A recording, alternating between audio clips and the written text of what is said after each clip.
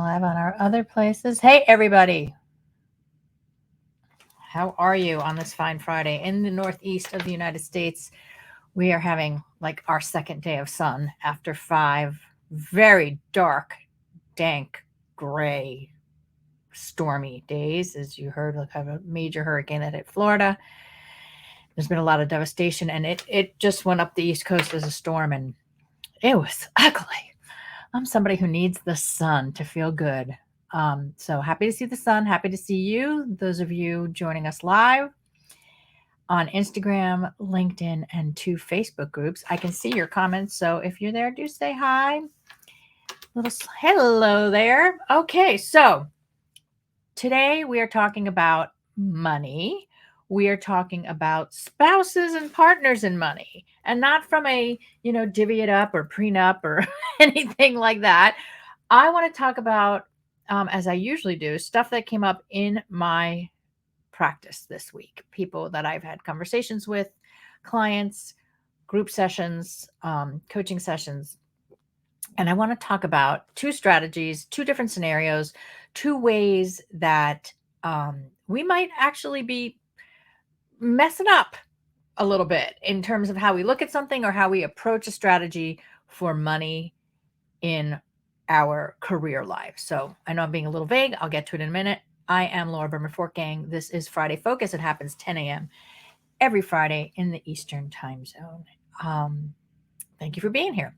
All right. So we are talking about spouses, partners, and money. So I had 2 scenarios this week that I think are great teachable moments. One is, these are both women clients.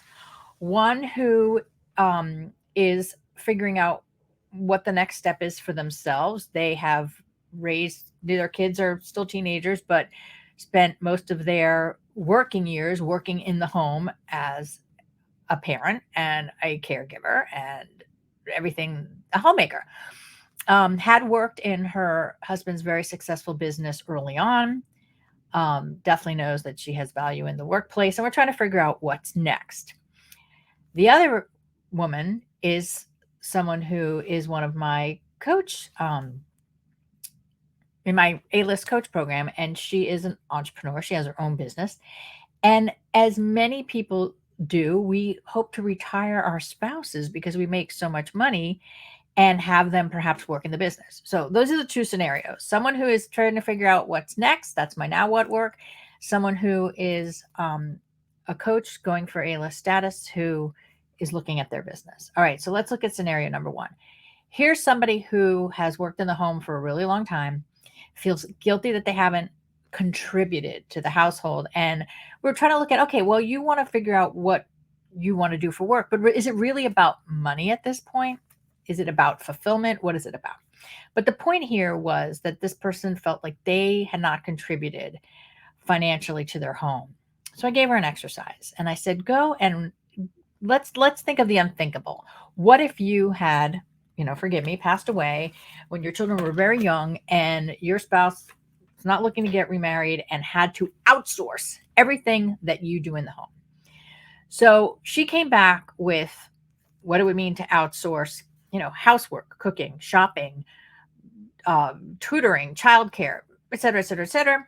Came back with probably contributing $145,000 a year. Hey, pair, to the household. $145,000. Boy, did that shift her perspective as to, her current status, her past accomplishments, and what would mean fulfillment moving forward. So I put this out there as an exercise for anybody out there who thinks they're just a mom or just a stay-at-home dad. Like, look at the value you have created. All right, that's one scenario I want you to look at. Now, the other is for someone growing their small business. And here's somebody who,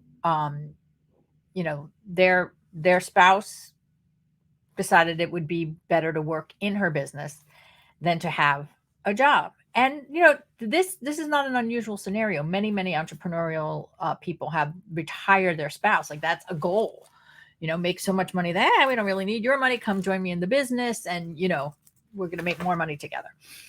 But in this scenario, it's put a lot of pressure on the female business owner to be everything, to not only be, the parent that she wants to be and the spouse that she wants to be, but to provide all the income when it's not, over the top lucrative, like definitely meeting their needs and saving for the future, but it's hard.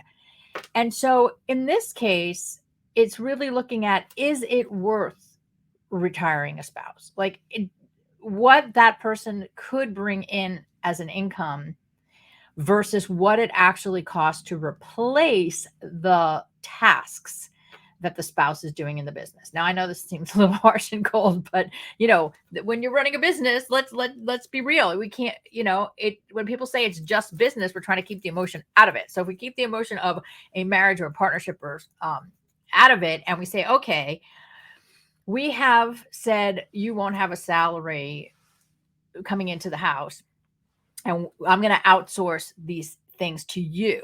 But look at how much lost income there is there compared to what it would cost to outsource to a different professional. And those numbers just were not going to add up. Now, there are times when it is completely advantageous to retire your spouse and have their work in your business.